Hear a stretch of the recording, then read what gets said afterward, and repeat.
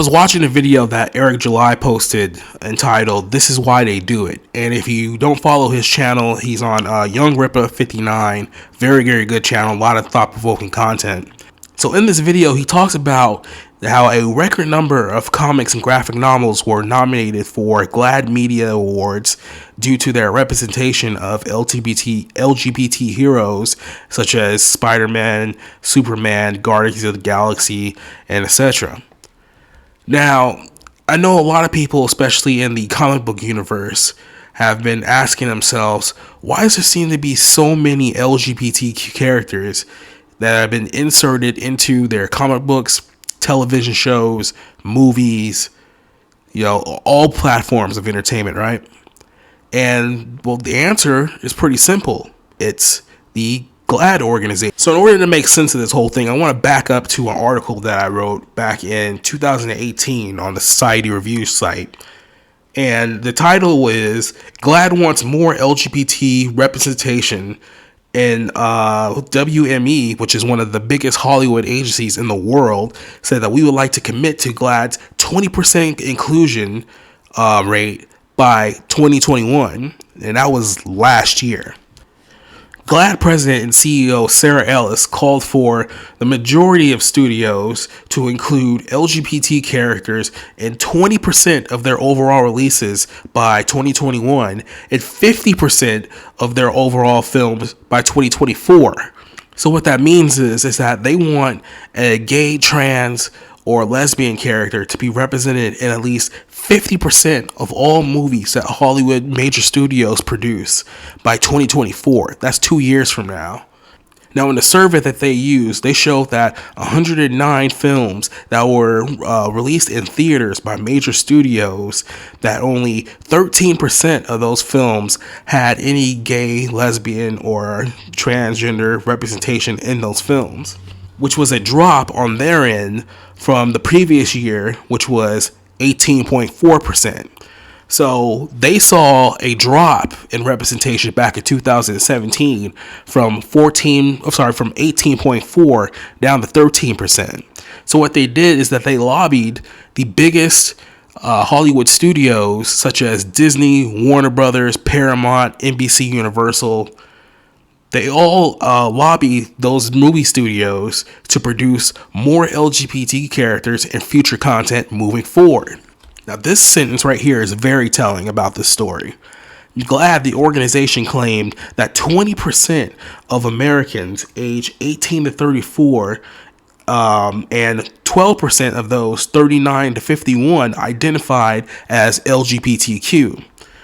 Ellis went on to say that if Hollywood wants to remain relevant with these audiences and keep them buying tickets, that they must create stories that reflect the world that LGBTQ people and their friends and their family know.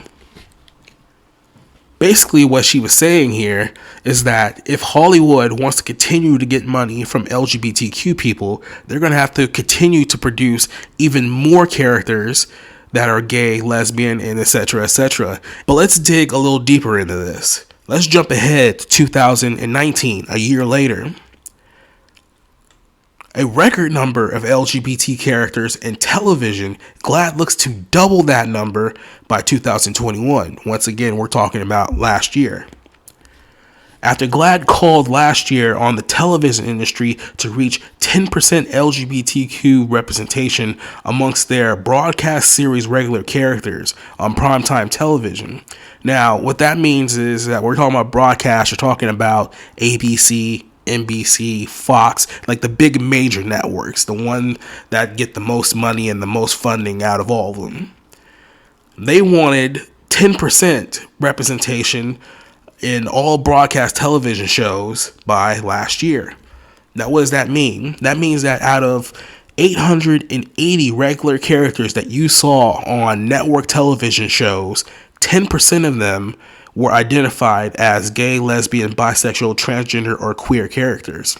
That was the highest percentage in 15 years since GLAAD had been keeping note on this report. So I'm going to leave a link to both of these articles in the description below so you can read these on your own time. But when you start putting two and two together, you're starting to realize that the record amount of LGBTQ characters that you're seeing in televisions, in comic books, in movies, and other such mediums, this isn't by coincidence. This is very much by design. And the design is being created by one organization that has their tentacles in pretty much everything that it is that you watch on television or consume in media. So that brings us back full circle to the original story that Eric July covered.